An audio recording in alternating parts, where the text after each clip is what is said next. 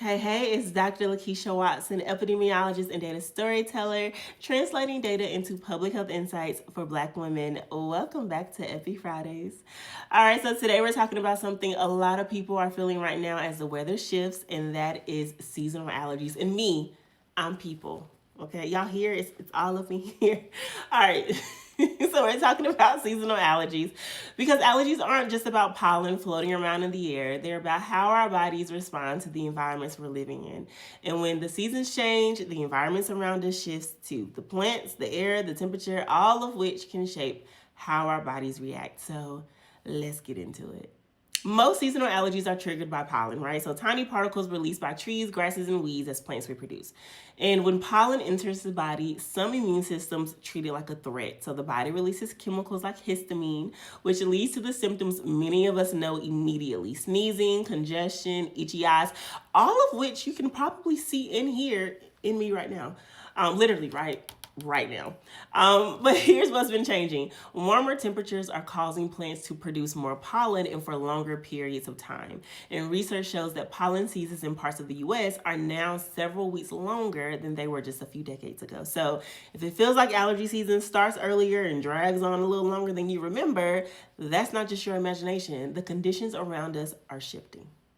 But pollen alone doesn't tell the whole story. Air quality also plays a very important role in how strongly our bodies react.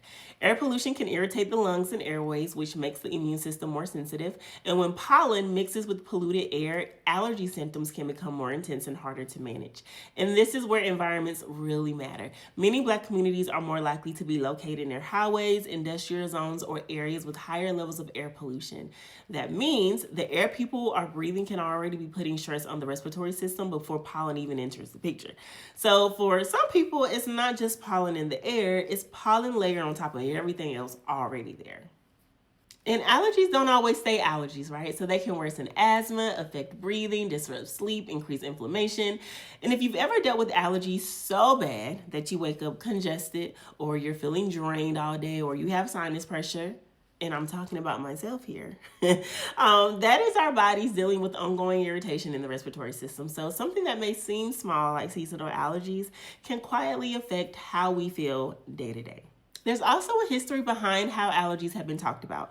For a long time, allergic diseases were often framed as something that mainly affected white populations, and that shaped what researchers paid attention to and what received less focus. But as more data became available, a different picture started to emerge. For example, Black children are significantly more likely to develop asthma, and environmental conditions play a major role in that, which means the places people live, the air around them, and the conditions in their neighborhoods can all shape respiratory health outcomes. So if allergy season has been hitting you harder lately, your body is responding to real changes happening in the environment. Longer pollen seasons, higher pollen levels, and air quality that can make those reactions stronger.